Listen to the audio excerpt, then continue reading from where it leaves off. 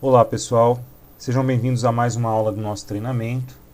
Hoje vamos para a nossa aula número 7, tá? Onde nós vamos verificar as questões, principalmente de materiais que nós vamos encontrar no decorrer da nossa jornada aí como vistoriadores, tá bom? Antes de falarmos de material, é importante nós entendermos como que nós vamos organizar os itens a serem vistoriados, né? Na última aula nós vimos que existem famílias de itens que serão, né, analisadas dentro do processo da vistoria.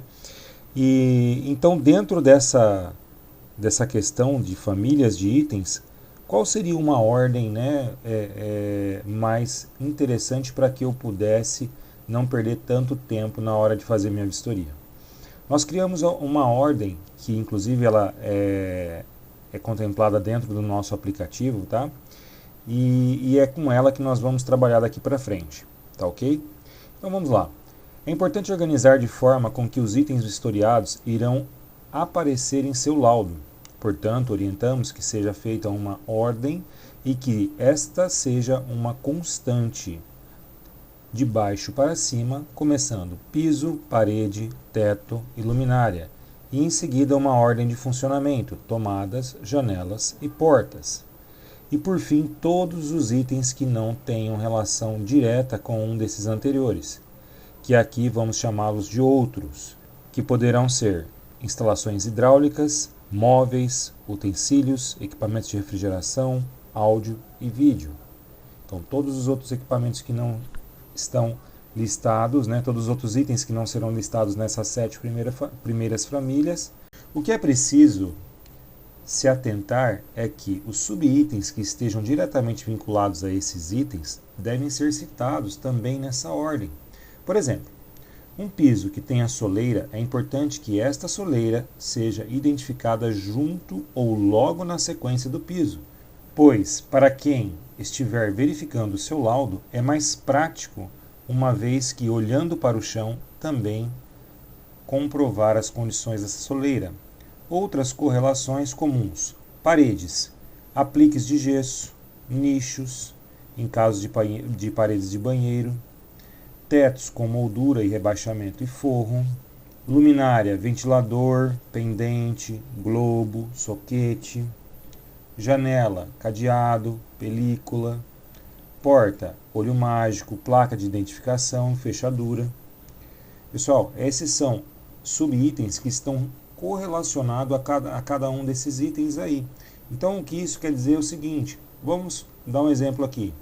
Eu estou fazendo lá a família da luminária. Eu tenho lá uma luminária pendente, eu tenho um ventilador, eu tenho um globo, tudo dentro dessa sequência, né? Então, assim, eu não faço a vistoria da luminária, depois, tendo o teto um ventilador, eu vou para a tomada para depois voltar no ventilador. Eu estou olhando para cima, já vejo luminária, já vejo o ventilador. O mesmo vale para teto, aquela moldura que fica ao redor do teto, entre o teto e a parede, aquilo é uma moldura, normalmente é de gesso, né? Então, assim, se eu já estou falando do teto, eu já coloco a observação, olha, com moldura de gesso, tá? O mesmo vale para paredes, né, onde tem aqueles apliques de gesso, que é aquelas fitas de gesso, normalmente são decorativos, né? Ou então aquele nicho. O que é o nicho? O nicho é aquela prateleira que fica embutida dentro das paredes, principalmente em banheiros, para colocar shampoo, sabonete, esses tipos de objetos, ok? Há uma infinidade de materiais utilizados na construção civil e que, por consequência, estarão presentes em nosso trabalho. Por isso é importante que você, futuro historiador, deva procurar estar sempre atento a essas inovações e alterações que o mercado sempre trará. Mas, para que tenhamos um bom conhecimento inicial, seguem materiais mais comuns. Bom, como nós vamos separar as identificações desses materiais? Da mesma forma que nós separamos lá a identificação dos itens. Então nós vamos falar, pela ordem que nós colocamos no começo da nossa aula, nós vamos falar de piso, parede, teto, luminária, tomada, janela, portas e outros. Dentro do piso, né, no que se refere a piso, quais são os materiais mais comuns e quais seriam as suas variações? nós temos aí os principais materiais: concreto, cerâmica, porcelanato, pedra, madeira e piso sintético. No concreto nós temos, por exemplo, o concreto comum, o concreto estampado, o concreto queimado e o concreto usinado. Tá? Visualmente, as diferenças vão estar mais próximas do comum, estampado e queimado. Porque o usinado ele é uma propriedade mais que conta a resistência, piso de revestimento cerâmico. Os mais comuns, as variações do tipo cerâmico, nós temos o caco, o comum, o estampado e o pintado. O piso de caco cerâmico é o piso que ele é composto por aqueles pedaços, né, como se fossem retalhos de revestimento cerâmico. É muito raro hoje em dia. Ele é mais comum em casas muito antigas, né? Nós temos a cerâmica comum, que normalmente é a cerâmica lisa, seja ela fosca ou brilhante, né? Nós temos a cerâmica estampada, que ela tem algum desenho, ok? E a cerâmica pintada. Pessoal, existem algumas características muito relevantes com relação à cerâmica, tá? Principalmente em diferenciação do porcelanato, tá?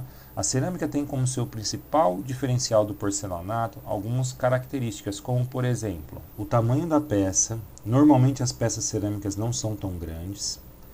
A espessura do rejunte. Normalmente o rejunte na cerâmica ele é mais largo do que no porcelanato. O porcelanato ele admite até uma diferença de no máximo 1 milímetro de espessura entre uma peça e outra. E a qualidade do acabamento. Então, assim, normalmente o porcelanato, ele quando polido, por exemplo, ele é muito mais brilhante do que a própria cerâmica polida. Tá? Não só isso, o porcelanato dá uma variedade de tonalidades e texturas diferentes da cerâmica. Porcelanato, nós teríamos aí o porcelanato acetinado, o esmaltado, o fosco e o polido. Em seguida nós temos os pisos de pedra, tá, pessoal? Então, assim, o piso de pedra ele tem como suas variações a ardósia, o granito, o mármore, petit pavé, que normalmente são pedras para calçamento externo, São Tomé, o travertino, tá? Então, assim, são variações desse piso de pedra. Existem algumas variações que são muito mais conhecidas, como, por exemplo, a ardósia, o granito e o mármore. Piso de madeira, nós temos o assoalho, né, que normalmente são placas grandes de madeira. Nós temos o piso de demolição. Nós temos também a variação do piso laminado, do parquete e do taco. Tá? Então são variações do piso de madeira que com o passar do tempo vocês vão aprender a ter essas diferenciações. Tá? É importante que vocês entendam o material, ok? E por fim nós temos aí os pisos sintéticos, que normalmente são os pisos de borracha, de carpete, de granilite, vinílico, tá? Então essas variações. Da mesma forma nós temos as diferenciações para materiais de paredes e muros, tá? Então nós temos aí o principal, a alvenaria com pintura. Dentro de alvenaria com pintura nós temos a pintura acrílica, a pintura cristal, o grafiato, o látex e a textura, que nós vamos falar com mais detalhes.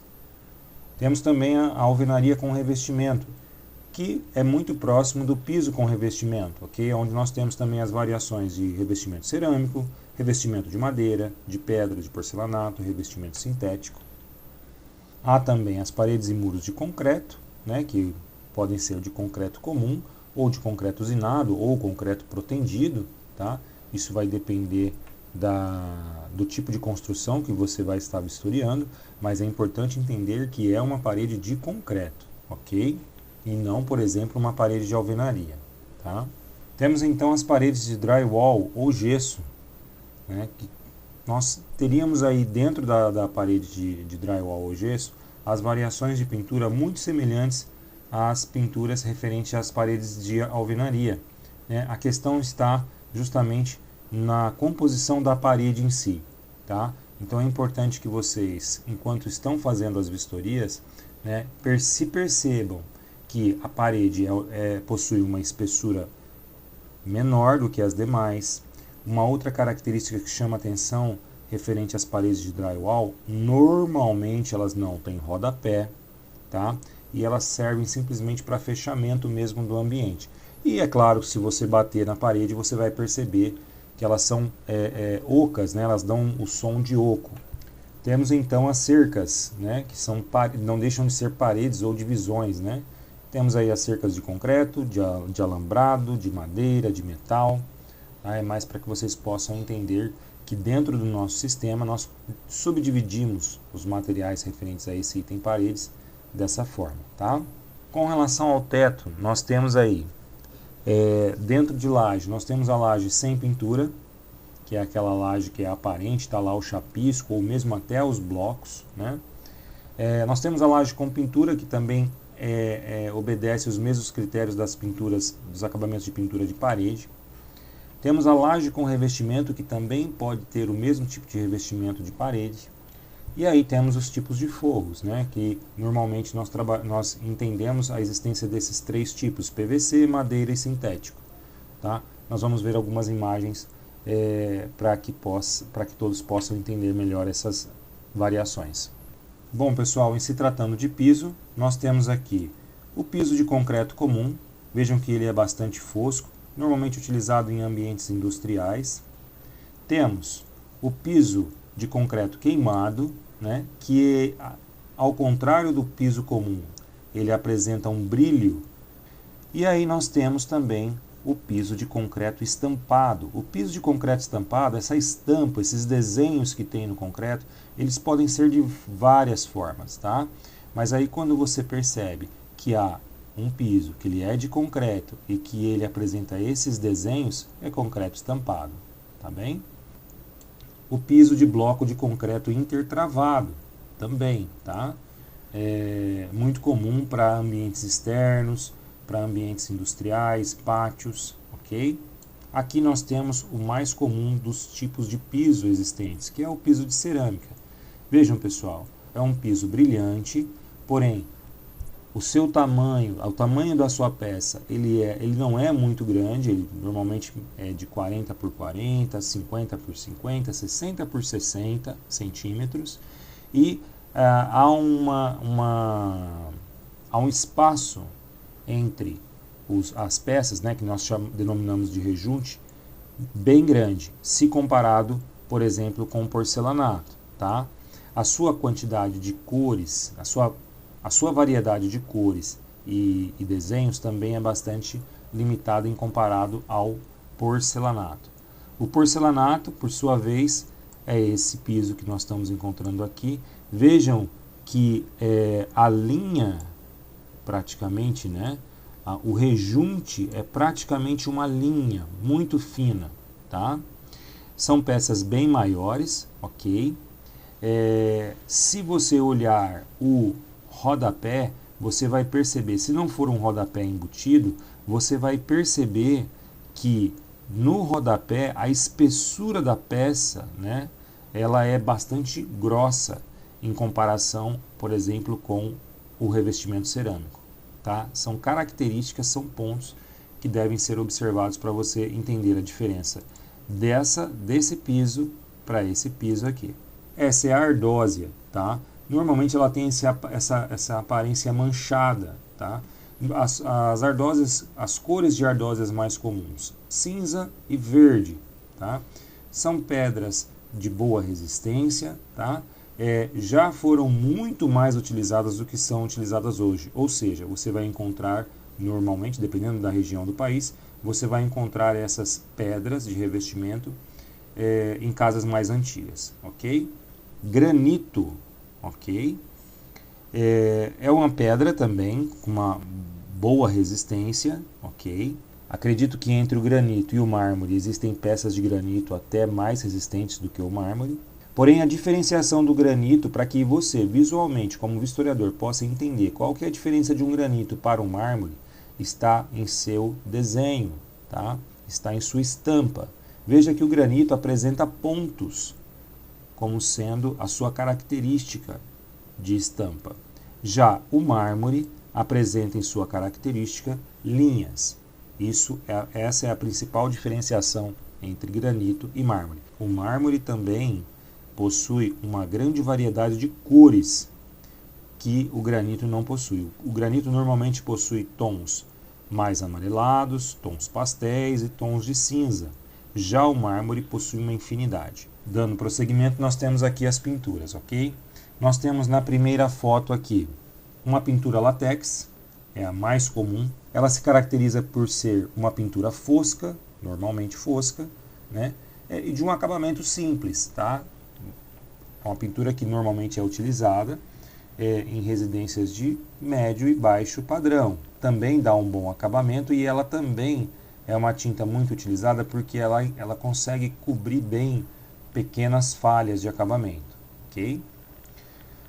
Ao lado nós temos a tinta acrílica, tá? Em 3 versões. Nós temos aqui o acrílico fosco, nós temos aqui o acrílico fosco, o acrílico semibrilho, o acrílico acetinado e o acrílico semibrilho.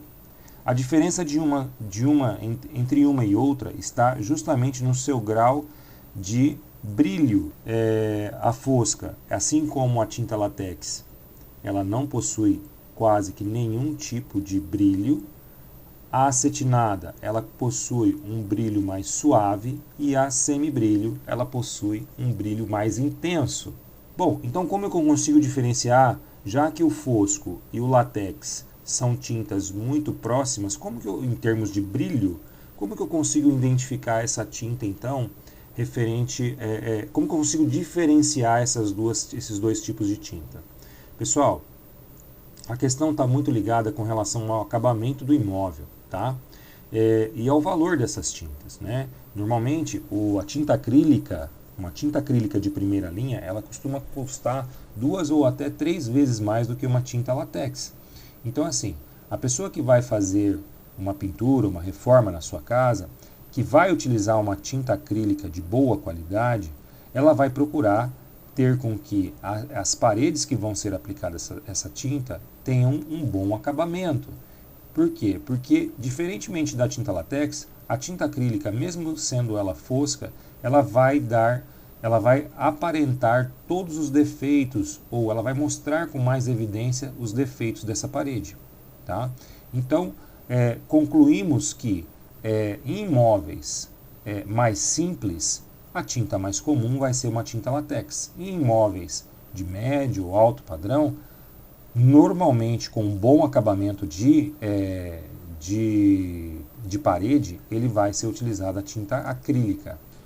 Dando prosseguimento, nós temos aí abaixo as texturas, né, ou grafiato, que são esses tipos de acabamento de pintura em baixo ou em alto relevo que dão esse desenho para as paredes.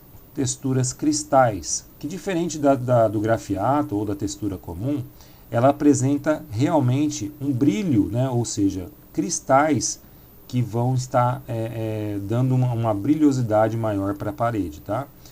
Essas paredes, tanto de textura quanto de cristal, elas normalmente, quando são feitas de maneira interna, elas vão revestir uma ou 2 paredes do ambiente, ok? Já em ambientes externos é comum ver, principalmente em casas de alto padrão, essa pintura cristal envolvendo todos os muros externos. Forro, ok? Falamos agora aqui, né, dos nossos 3 elementos estruturais, né, de uma edificação, né? Piso, parede e forro, ou teto. Bom, temos aqui o primeiro forro, que é o forro de madeira, ok?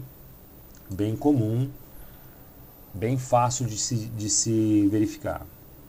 Temos aqui o forro de PVC, também não há como confundir o PVC com a madeira, apesar que existem forros de PVC que apresentam a mesma cor ou cores parecidas do forro de madeira. O encaixe das peças do forro de PVC é diferente do encaixe das peças de um forro de madeira. Temos aqui o forro de gesso, né? Muitas vezes as pessoas confundem o gesso com a laje. Nós até acho que já falamos sobre isso numa aula passada, tá? Mas uma outra forma de se diferenciar o gesso da laje é observando a quantidade de luminárias. Pessoal, dificilmente você vai encontrar uma laje onde você tem uma sequência de luminárias como essa, 3, 4, 5, 6, 7, é muito difícil, porque para se fazer uma sequência dessa, você tem que furar a laje em vários pontos, e isso não é nem fácil de se fazer e nem aconselhável de se fazer. Então, se vai fazer um trabalho de iluminação diferenciado, é importante que se faça então um rebaixamento em gesso, e aí utiliza-se de toda a criatividade para fazer esse trabalho de iluminação. Então, se você vê uma grande quantidade de iluminações diferentes nesse teto, pode ter certeza, é um forro de gesso. Nós temos aqui dois forros sintéticos, tá? Nós temos aqui um forro que ele é um isolante acústico, muito bom, e térmico também, que é o AMF, tá? Essas são as suas características da peça, né? Aqui, essa imagem não favoreceu tanto a mostrar as características da peça em si, mas aqui nós temos uma imagem mais aproximada, onde a gente percebe uma certa porosidade nas placas, né, de material sintético, tá? E normalmente ele tem essa cor mesmo mais clara, mais puxado para o branco ou para o cinza claro, tá? Nós temos aqui um forro tipo colmeia, tá? Que ele pode ser de PVC, ele pode ser de madeira, ele pode ser até de AMF, até de algum outro composto sintético também, tá? Mas é um forro que normalmente ele é comum para ambientes comerciais ou industriais, tá? Também é um bom isolante acústico. Dando prosseguimento, pessoal, nós vamos falar agora dos equipamentos, dos itens elétricos, tá? Luminárias e tomadas. Lembrem-se sempre dessa ordem: piso, parede, teto, luminária, tomada, janela, porta e outros. Então já passamos pelos 3 elementos estruturais: piso, parede e teto. Vamos para os elementos elétricos, luminárias e tomadas, tá? Também nós temos aí uma quantidade até menor de materiais do que nós vimos lá nos elementos estruturais, e também temos variações, ok? Mas é importante entender principalmente o material, as variações. Vocês entendendo o material para a gente já é muito interessante, já é muito bom. Os principais materiais para luminária: metal, alumínio, madeira, vidro e PVC. Dentro do metal nós temos as variações de bronze, de metal cromado, de metal galvanizado, metal com pintura epóxi, metal com pintura esmalte e metal sem pintura. Temos também as luminárias em alumínio, tá? Então nós temos também alumínio com pintura epóxi, alumínio com pintura esmalte, alumínio sem pintura. Nós temos também as luminárias em madeira, que normalmente ou elas possuem pintura ou elas possuem verniz. Também há luminárias sem pintura, mas é muito difícil ocorrer, ok? Temos também as luminárias de vidro. Pode ser o vidro colorido, vidro comum, vidro jateado, vidro temperado, mas é importante você entender o material, ou seja, entender que é importante colocar aquela informação referente ao tipo do material que é vidro. E temos também a luminária de PVC. Da mesma forma, nós temos tomadas interruptores com 3 tipos de material básico, né, que é o PVC, o alumínio e a madeira. Temos aí alguns casos de tomadas interruptores, que até vou mostrar para vocês em algumas imagens, que são de metal, mas normalmente são luminárias interruptores externos, tá? Então dentro do PVC nós temos também as variações deles referente à cor, dentro do alumínio também referente à sua pintura, assim como de madeira, tá bom? Então entender as diferenças de uma tomada de PVC, de alumínio e de madeira é muito importante. Entender as diferenças luminárias de metal, de alumínio, de madeira, de vidro, de PVC também é muito importante. O que nós temos aqui? Primeiro, uma luminária de PVC. Essa luminária também é conhecida como plafonier, normalmente de PVC. Ao lado dela nós temos um spot, que é uma luminária também de sobrepor, né? Ou seja, que fica abaixo do teto, assim como o plafonier. Materiais mais comuns: metal e também PVC. Nós temos ao lado do spot um plafond, que normalmente o seu acabamento principal é de vidro. O seu suporte pode ser tanto de metal ou de PVC, mas aquilo que está aparente é o vidro. E é isso que nós vamos colocar em nossa vistoria, tá? Nós não vamos colocar que é uma luminária de PVC com acabamento em vidro? Porque de repente pode ser uma luminária de metal com acabamento em vidro. O que nós estamos vendo ali? É o vidro, ok? Nós temos também um plafond que é mais comum hoje em dia, que é o de LED, né? Esse primeiro plafond redondo, ele normalmente são para lâmpadas fluorescentes ou incandescentes, e esse ao lado dele, quadrado, ele é normalmente para lâmpadas de LED. Os materiais, normalmente PVC ou metal. Ao lado desse plafond quadrado, nós temos aí um lustre de metal e vidro, ou metal e cristal. Não vamos nos atentar muito a essa diferenciação de de vidro e cristal. Apesar de ser importante saber essa diferenciação, nós temos que entender o seguinte: é uma informação que deverá ser também confirmada com o proprietário do imóvel, que é o principal interessado em depois receber esse item com as mesmas características de material, ok? Nós temos ali logo abaixo à esquerda uma luminária do tipo espeto, ok? Que normalmente é de PVC. Essa luminária ela tem como principal característica ser fincada ao chão e fazer parte da iluminação de paisagismo. Nós temos também uma luminária pendente, que normalmente é de alumínio ou metal. Tem algumas variações em PVC também, mas isso você percebe ao tocar a luminária. Temos aí finalizando as luminárias do tipo arandela, que são aquelas luminárias que são fixadas junto às paredes. Então, todas as luminárias que forem instaladas junto às paredes são arandelas, ok? Podem ser arandelas de LED, arandelas metálicas.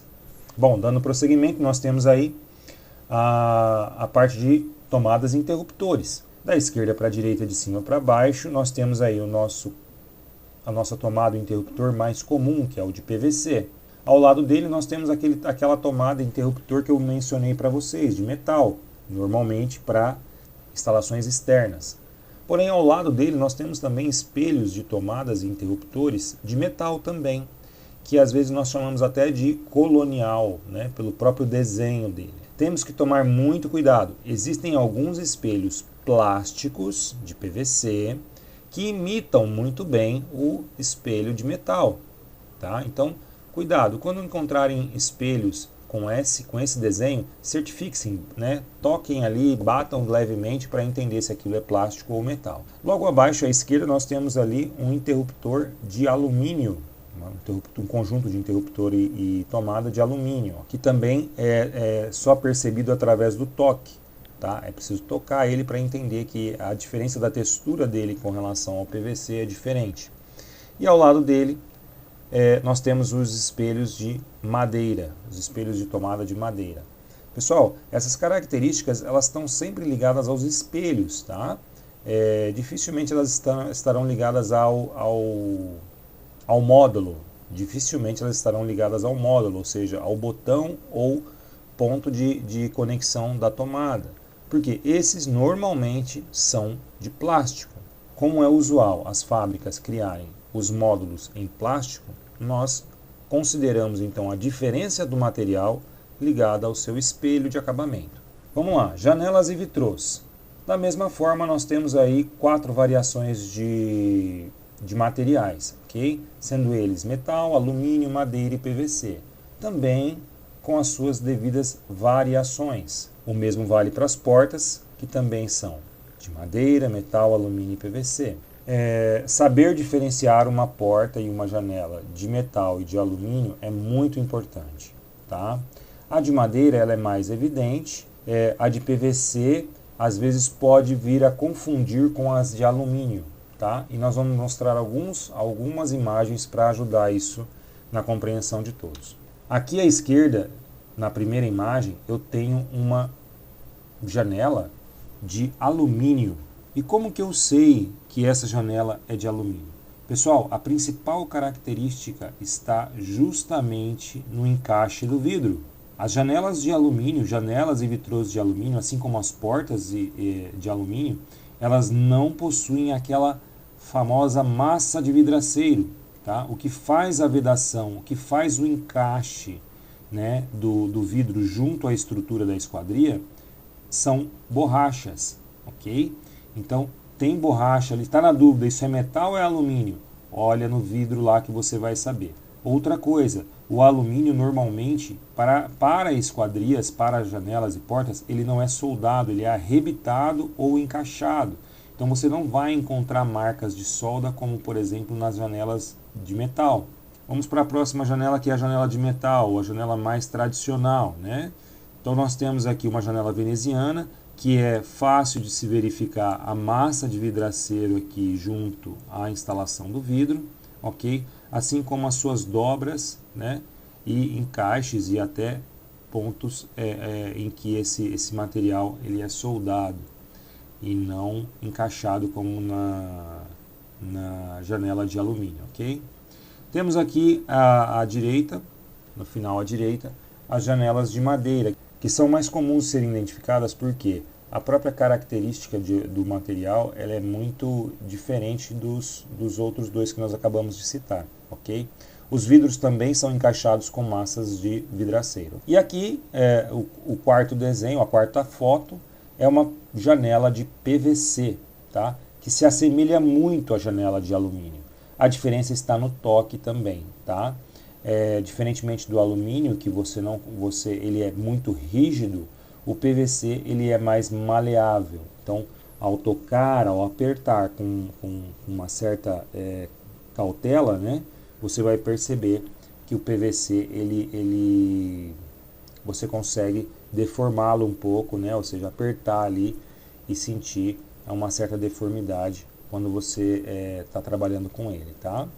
Esses são critérios de verificação bem simples, tá, pessoal? Dando prosseguimento às imagens, nós temos aqui também a sequência de portas, ok? Na sequência de portas, assim como na sequência de janelas, nós temos aí a primeira porta é uma porta clássica de metal, né, onde a gente também consegue identificar, principalmente se ela tiver vidros, a massa de vidraceiro, instalando esse vidro, né, fixando esse vidro junto à porta, e os pontos de solda, né? Então, assim, principalmente nessa parte junto à base, você vai perceber que ela não é encaixada, ela é soldada, tá? Ao lado dessa porta nós temos aí também uma porta clássica, né, de enrolar, que também é de metal, também é fácil você identificar pelos seus pontos de solda e pelo próprio mecanismo. Ao lado da porta de metal nós temos duas portas que são do mesmo material e que é PVC, tá? Veja que essa porta, a primeira porta de PVC que tem vidro, tá? Ela se assemelha muito a uma porta de alumínio pintada, ok? Mas aí nós vamos ver com relação à leveza do material, né? Também nós vamos apertar para ver se há alguma leve deformidade, tá?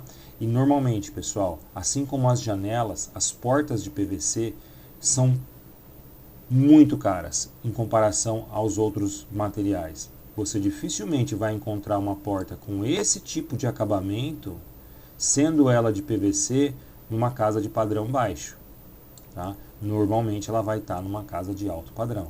E ao lado dela nós temos a famosa porta sanfonada, que normalmente é utilizada em divisões, em separações de banheiro, né? Ou até mesmo em locais externos, tá? Mas é uma porta bem simples, né? Bem baratinha, e diferentemente da porta ao lado, que também é de PVC, ela possui um valor bem simples, bem mais em conta. Nós temos ali logo abaixo uma porta de alumínio sem pintura, ok? Que também se diferencia pela questão dos vidros, né? O encaixe dos vidros, o encaixe das peças, que não são soldadas, normalmente são encaixadas, ok? Ou arrebitadas. Aqui nós temos uma porta de madeira com verniz, né? Um verniz até na cor cerejeira. É muito tranquilo a identificação de uma porta de madeira, porque ela normalmente é mais pesada, né? O seu material é mais fácil de identificação, ok? Porém, é fácil a gente confundir ela com essa outra aqui, ó, que é uma porta de MDF. Essa porta, diferentemente da porta de madeira, ela é uma porta que não aceita pintura, né? Ela já vem com essa cor de fábrica. Então, assim, diferentemente da porta de madeira, que vai receber o verniz para dar a tonalidade que a pessoa quiser, essa porta ela já vem com essa cor. Ela é uma porta bem mais leve, tá? Com um acabamento bem mais simples. E assim, uma comparação também, vamos dizer assim, econômica, que pode ser utilizada é que a porta de MDF ela é bem mais barata que a porta de madeira, ou seja, você não vai encontrar portas de MDF em casas de alto padrão, ok? Normalmente tem sido muito utilizadas em apartamentos e casas populares. E finalizando a parte de materiais, nós temos aí os materiais de qualquer outro item que for incorporado ao imóvel, né? Que nós temos aí o ACM, que é o alumínio, normalmente utilizado em fachadas. Temos o aço, o alumínio, bambu, borracha, cerâmica, couro, espuma, louça, madeira, metal, papel, pedra, policarbonato, porcelanato, PVC, tecido, vidro, vinil e outros, tá? Então, assim, os itens outros, que podem ser qualquer outro objeto que exista dentro do imóvel, ele também pode ter qualquer material existente hoje no mercado, tá? Basta a gente saber fazer a identificação correta e caso a gente não saiba, vocês podem procurar a gente para ajudar, auxiliar nessa identificação. Ok, pessoal? Agradeço a atenção de todos e daqui a pouco vocês vão para a próxima aula. Obrigado!